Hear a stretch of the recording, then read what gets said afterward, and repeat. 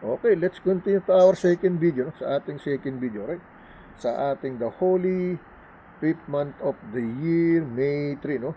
The year 2026, no? Now we're going to read sa ating Luke, no? Luke chapter 18, verse 7 to 11, no? Sa ating devotion, God promises pala, God promises, no? Sa ating Luke chapter 18, verse 7 to 11, okay? Sa God promises natin, 1 yearly calendar, okay? So, etong sinasabi to, and shall not God avenge his own elect, no? Which cry day, no? And night unto him, though he bear long with them, okay? Question mark. Verse 8, I tell you that he will avenge them speedily. Nevertheless, when the Son of Man, no, cometh, shall he find faith, shall he find faith on the earth, no? Okay? Verse 9, no?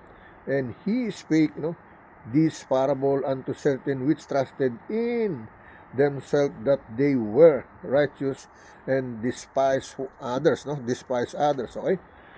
Verse 10, okay?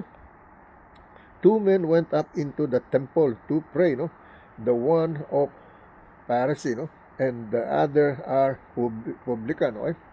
Verse 11, no? And the Pharisee stood and prayed thus with himself, no? God, no? I thank thee that I am not as other men are, extortioner, no? Unjust, adulterers, or even as or even as this publican, no? That's what he said, no? Now let me read in Tagalog version, okay? Lucas, pahina 18, versikulo 3 talata 7 hanggang 11, okay? Iris in Tagalog version. At hindi baga, no, igaganti ng Diyos ang kaniyang mga hinirang, ang kanyang mga hirang, no, na sumisigaw sa kanya sa araw at gabi, no, ay siya'y may pagpapahinuhod sa kanila, okay? May pagpapahinuhod sa kanila, okay? Versikulo 8, no, sinasabi ko sa inyo na sila'y madaling igaganti niya, no? Gayon may pagparito ng anak ng tao, no, makasusumpong kaya siya ng pananampalataya sa lupa, okay? Yung sinasabi, no, okay?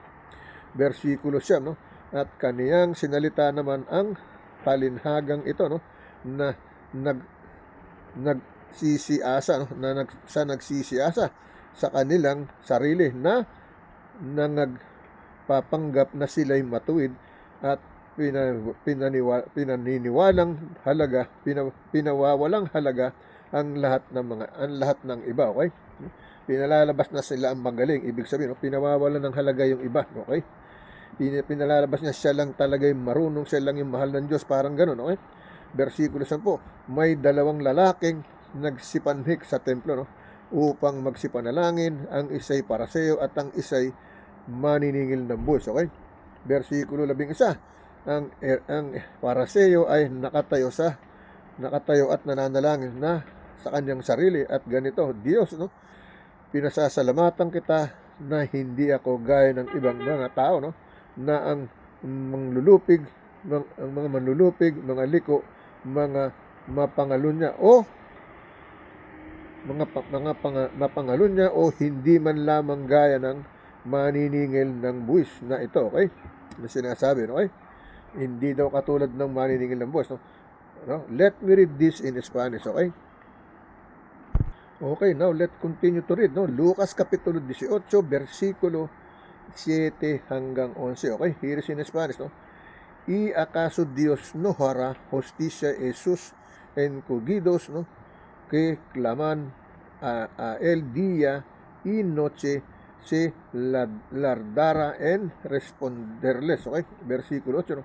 Os digo que pronto les hará justicia, pero cuando venga el Hijo del Hombre, jalará pi en la tierra, okay? Versikulo 9, no? E unos que confían en sí mismos como justos y menospreciaban, ¿no? Los otros, ¿no? Dijo también esta parábola, ¿okay? Versículo 10, ¿no? Dos hombres subieron al templo e orar, ¿no? Uno era paraseo y el otro publicano. Versículo 11, ¿no? El paraseo puesto en pie oraba consigo mismo de esta manera: Dios di todoy gracias porque no soy como los otros hombres, ¿no? Ladrones, ¿no? Injustos, adulteros, ni aon como este publicano. Okay? Yan ang sinasabi ng ating Lucas Kapitulo 18, Lucas Kapitulo 18, versikulo 7 hanggang 11. Okay? Yan ang sinasabi, no? Okay?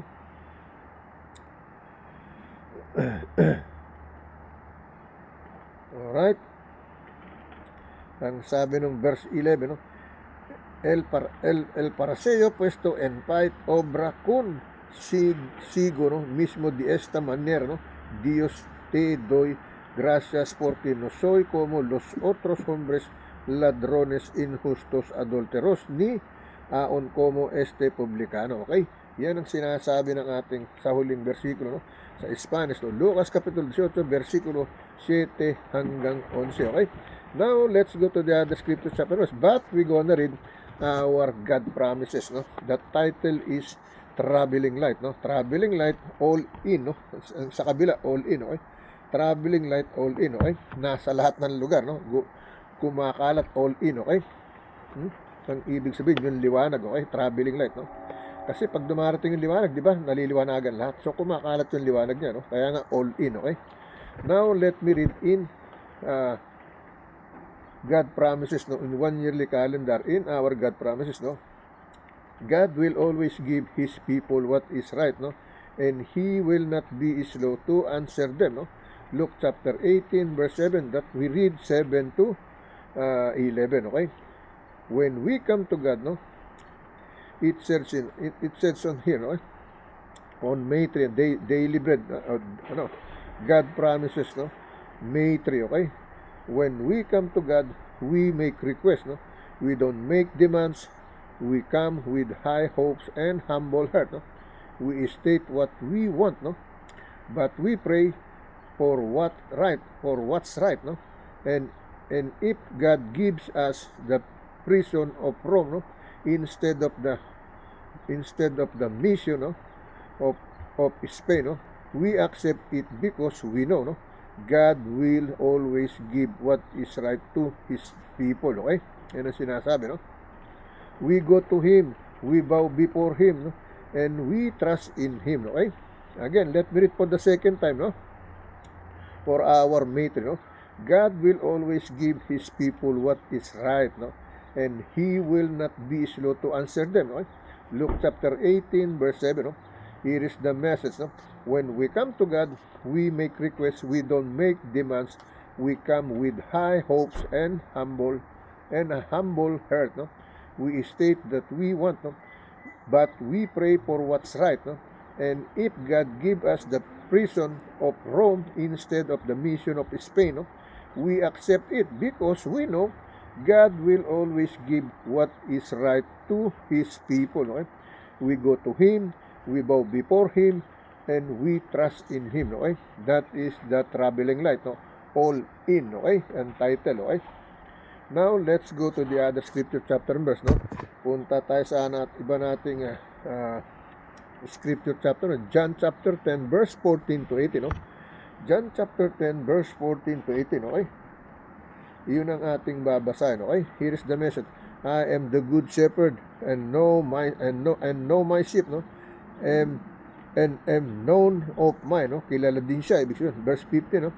As the Father knoweth me, even so now I the Father, and I lay down my life for the sheep, okay? Verse 16, no? And other sheep I have which are not of this fold, no? Them also I must bring, and they shall hear my voice, and there shall be one fold and one shepherd, okay? Verse 17, okay? Therefore, that my Father loved me, no? Because I lay down my life, no? That I might take it again, okay? Yan ang sinasabi, no? Verse 18, okay? No man take it from me, but I lay it, no, down of myself, no? I have power to lay it down, and I have power to take it again. This commandment have I received of my Father, okay?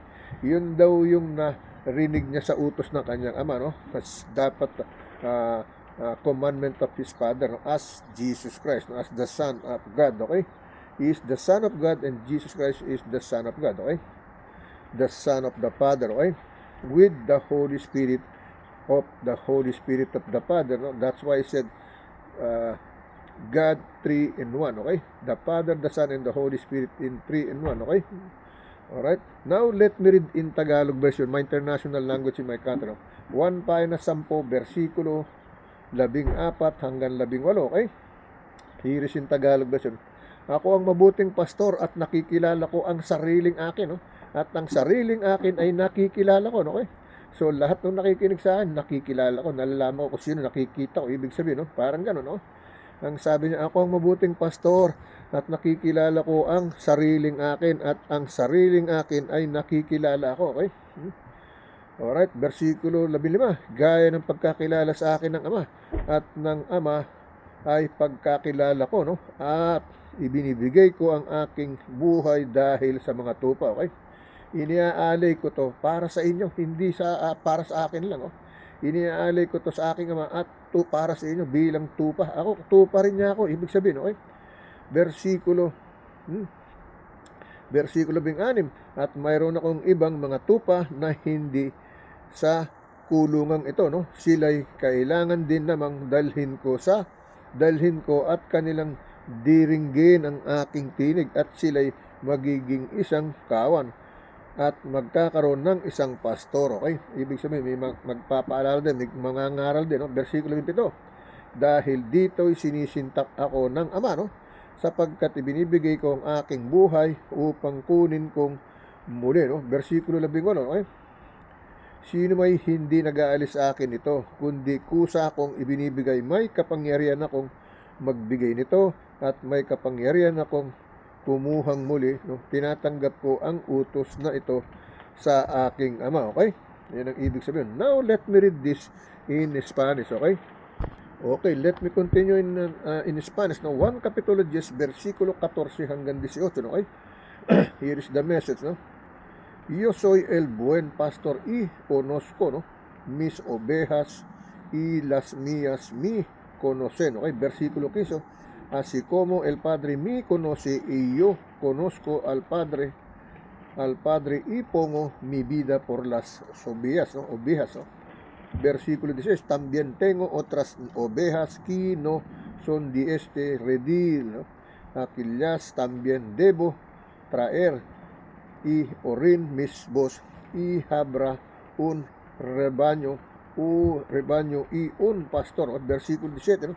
Por eso mi ama el Padre, porque yo pongo mi vida para volverla, ¿no? Para volverla y tomar, ¿ok? Versículo 18, ¿no? Nadie me la quita, sino que yo de mí mismo la pongo, tengo poder para ponerla y tengo poder para volverla y tomar. Esto mandamiento recibe de mi Padre, okay? Ayan ang sinasabi, okay? Ng ating Spanish, okay? Let's go to the other scripture chapter verse, no? Dito tayo sa ating 1 Corinthians, no? 1 Corinthians chapter 7 verse 9 to 13, okay? 1 Corinthians chapter 7 verse 9 to 13, no? Here is the message, no? But if they cannot contain, let them marry, no? For it is better to marry than to burn, okay? Yun sabi ng verse 9, no? Verse 10, no? And unto the married I command, yet not I, no? But the Lord, let not the wife depart from her husband. No? Verse 11, and if she depart, let her remain unmarried or be reconciled to her husband, and let not the husband put away his wife, okay? Verse 12, no? But to the rest speak I, not the Lord, no? If any brother hath a wife that believeth not, and she please to dwell with him, let him not put her away, okay? Let not put her away, okay? Verse 13, no? And the woman which hath a husband hath believed not, and if he be pleased, no, indwell with her, let her not leave him. Okay? Ang sabi, okay, ng ating 1 Corinthians, no, chapter 7 verse 9 to 13. Okay? Now let me read in Tagalog version. Okay? Tagalog version, okay? Ng 1 Korinto pahina 7 bersikulo 9 hanggang 13, no? Ngunit kung sila'y hindi makapagpipigil ay magsisipaggawa sapagkat magaling ang mag-asawa kaysa mga gningas ang pita, no? Okay? Bersikulo 10, no? Dadapat sa mga may asawa ay aking ipinag-uutos. Ngunit hindi ako kundi ang Panginoon na ang babae ay huwag humiwalay sa kanyang asawa, no? Bersikulo 11, dadapat kung siya ay humiwalay ay manatiling walang asawa o kaya'y makipagkasundo sa kanyang asawa at huwag hihiwalayan ng lalaki ang kaniyang asawa. Okay? So, babae at lalaki, hindi sinasabing huwag gawin yung mga ganung bagay, no? So, masaya ko kasi hindi ko dinanas yun. Hindi pinadana sa akin ng Panginoon. Okay? Bersikulo 12, no? Dadapat sa iba ay ako ang nagsasabi, hindi ang Panginoon. Kung ang sino mang kapatid na lalaki ay may asawang hindi sumasampalataya at kung ang kalooban niya ay makipamahay sa kanya ay huwag niyang hiwalayan. Okay? Bersikulo 13, at ang babaeng may asawa hindi sumasampalataya ay at kalooban niyang makipamahay sa kanya at huwag niyang hiwalayan ang kaniyang asawa, no? That's what the message. Okay? Now let me read this in Spanish. Okay? Okay, let me continue to read in Spanish, no? 1 Corintios capítulo 7 versículo 9 hanggang 13, no? In Spanish, no? Pero si no tienen don di contencia, no? Casense, pues mejor es estarse que estar si quemando. Okay, versículo 10, no? Pero los que están unidos en matrimonio mando no yo, sino el Señor, que la mujer no se separare del marido, ¿no? Versículo 11, no? Y se separa, ¿no? Que dese sin casar o reconciliese con su morido y que el morido no abandone su mujer. Versículo 12, ¿no? Y los demás yo digo, no el Señor, si algún hermano tiene mujer que no sea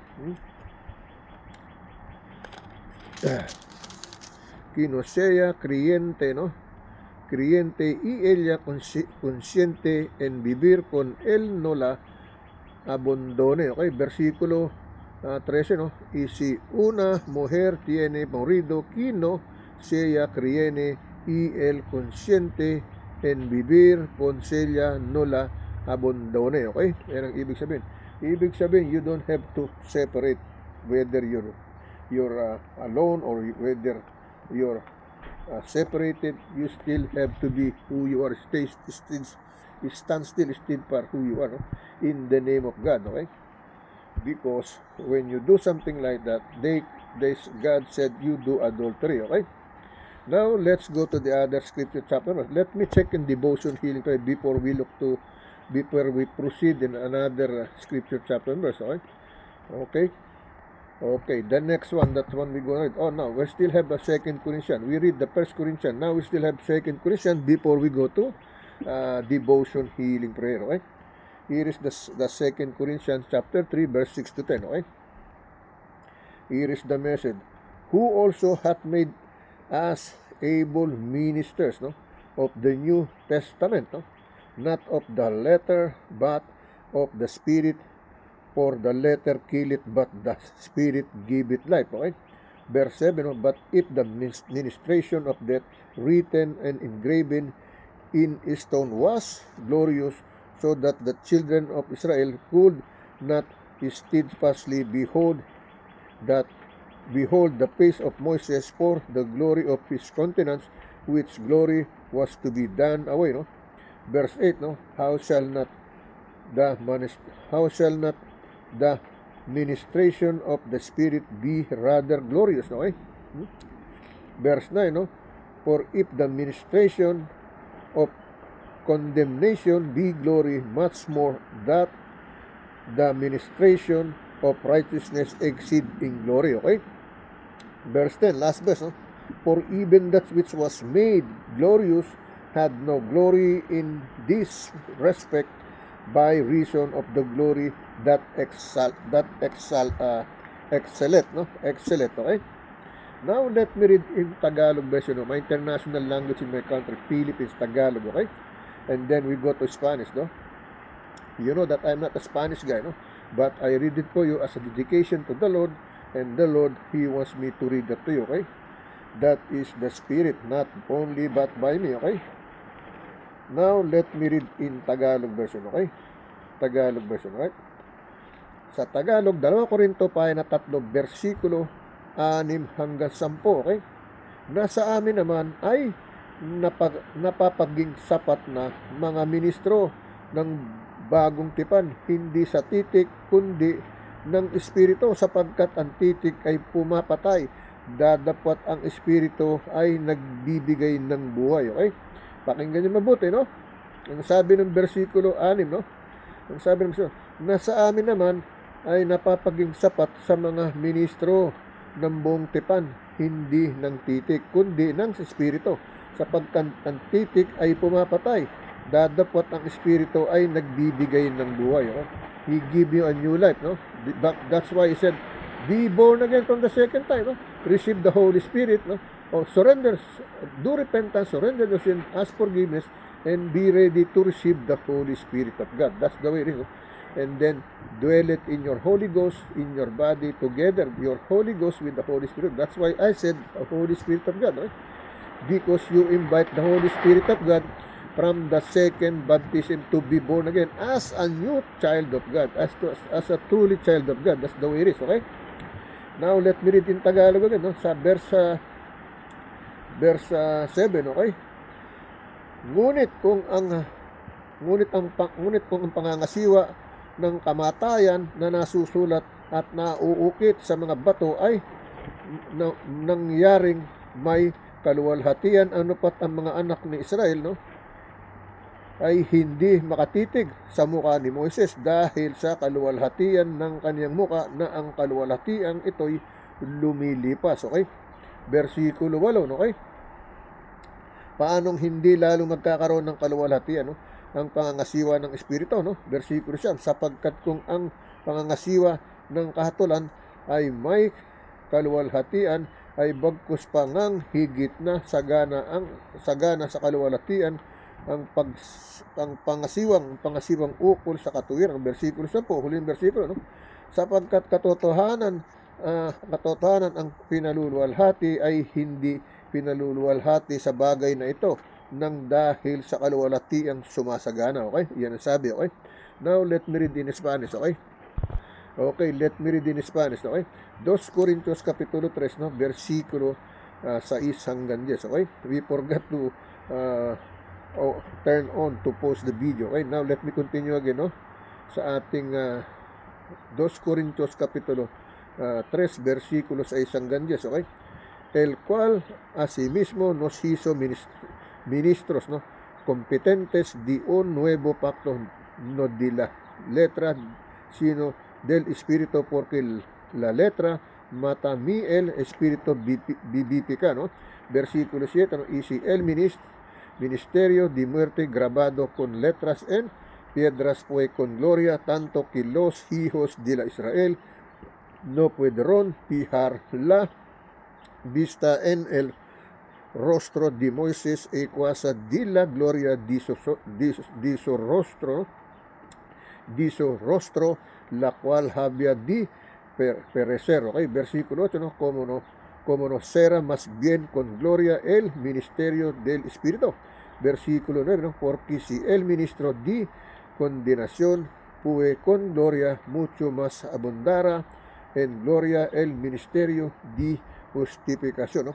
Porque versículo 10, ¿no? Porque aún lo que fue glorioso no es glorioso en este respecto en comparación con la gloria más inimente. Okay?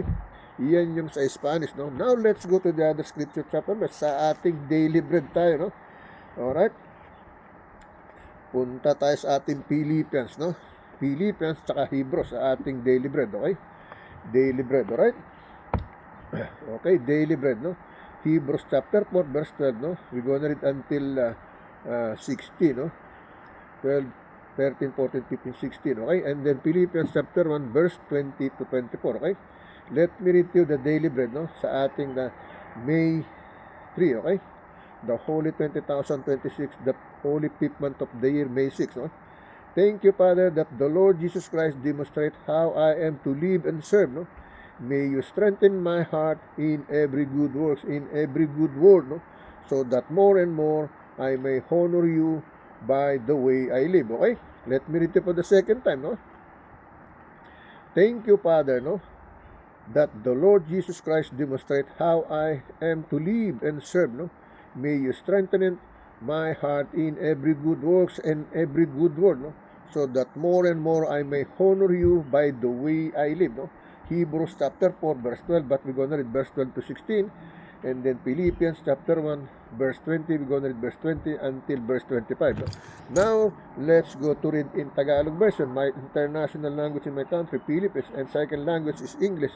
Now, I'm reading Spanish. That is my third language, okay? Now, let me read in Tagalog version, okay?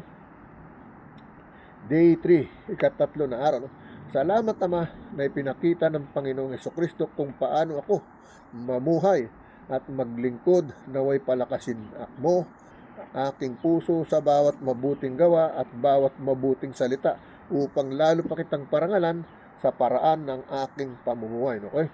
The way I live, it means to say, okay?